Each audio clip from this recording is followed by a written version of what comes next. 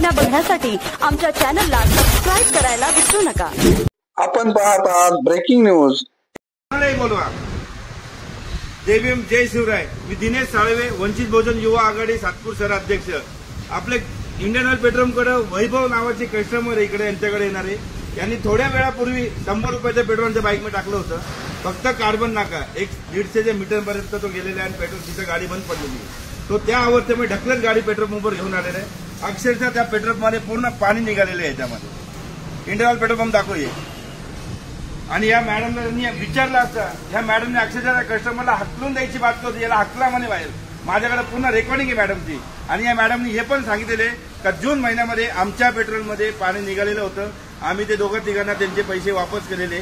म्हणजे या पेट्रोल पंपमध्ये भेसळयुक्त पेट्रोल दिलं जातं, पाणीयुक्त पेट्रोल इकडे दिलं जातं।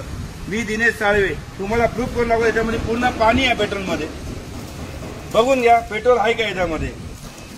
पूर्ण पाणीगत पेट्रोल आहे।